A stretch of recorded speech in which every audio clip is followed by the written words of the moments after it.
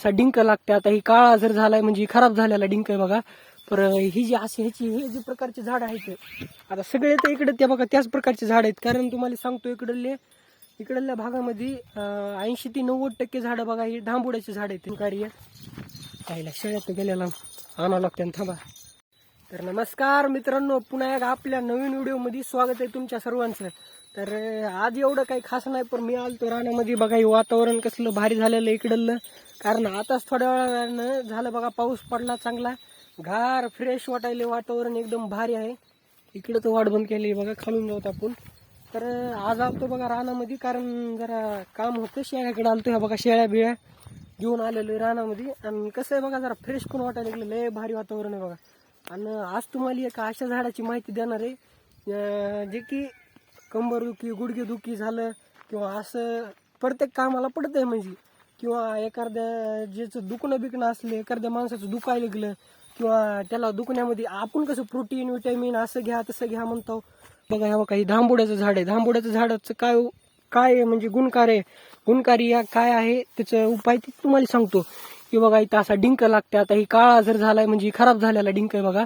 पर ही जी अशी ह्याची हे जे प्रकारचे झाड आहेत आता सगळे तर इकडे ते बघा त्याच प्रकारचे झाड आहेत. कारण तुम्हाला सांगतो इकडल्या भागामध्ये 80 ते 90% झाडं बघा ही डांबुड्याचे झाड आहेत. ह्याला डांबुड्याचे झाड म्हणतात. आणि ह्याला डिंक लागतोय. डिंक तर प्रत्येक झाडाला लागते, पर माणसं जी खाते आपण जी खातो डिंक ती फक्त डांबुड्याच्या झाडाला लागते. आणि त्या डिंकाचं काम असं आहे बघा, की जे म्हातारपणाला गुडघेदुखी झालं, कंबरदुखी झालं किंवा असं कामासाठी खूप गुणकारी आहे. पाहिला शेळ्यात गेलेला आणावं लागतं थांबा. तर मित्रांनो, व्हिडिओमध्ये चालूया थोडं पुढं. कारण आपल्या शेळ्या गेल्या जरा लांब, त्याच्यामुळे आपण गेलो त्याला वळवायला. कसं बघा, ती शेळ्या या बघा इथं वरी धान लावलेले बघा, दिसायला असं नसन त्या बघा तिथं आहे. तर तिथं बाजरी अशी लावलेली खाण्यासाठी. बाजरीची भाकर इकडल्या ह्याच्या भागामध्ये जरा फेमस आहे. तर ती काय होते, त्या शाळेमध्ये दुसरीच रान आहे, त्याच्यामुळे गेल्यामुळं ती कसं वसकत असते, त्याच्यामुळे आपण लावलं नाही. तिकडे गेलं तर बघा पुढं आपल्या लांब शेळ्या आता वळून आणल्यात आपण. तर कसं आहे, आता तुम्हाला ज्या झाडाची माहिती सांगत होतो ती खूपच गुणकारी मित्रांनो. आणि इकडल्या भागातील तुम्हाला सांगतो 70 ते 90% लोक जे आहेत का ती असं म्हणजे दरवर्षी हिवाळ्यामध्ये जी आहे का ते म्हणजे जास्त करून डिंक लागतो त्याला. कारण गारव्यामुळे ती जी झाडाला मार लागलेला असतो थोडाफार त्या जागेवर काय होते, डिंक तयार होते.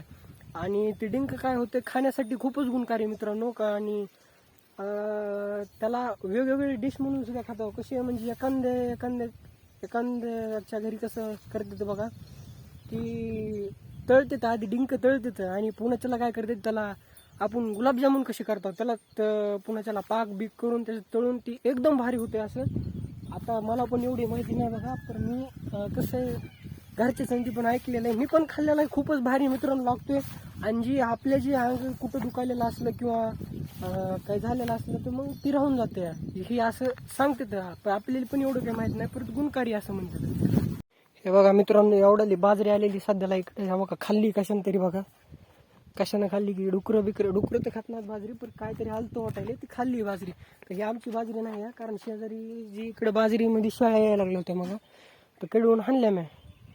तर बघू शकता तिकडे शेळ्या चरायला लागल्या. तर आणि तुम्हाला अजून इकडलं सांगायचं म्हणल्यावर जास्त काही नाही बघा. तर इकडं बघू शकता तुम्ही, ही खूपच भारी भारी नजारा. आणि ती गावाकडला नजारा तर भारीच असतो मित्रांनो. तर मित्रांनो, पप्पा आले ते आता. तर पप्पा थांबले शाळेपाशी, मी जायलो आता पिल्याली पाला घेऊन जायले. तर कोट्यावर जाईल आता. ए गुरुजी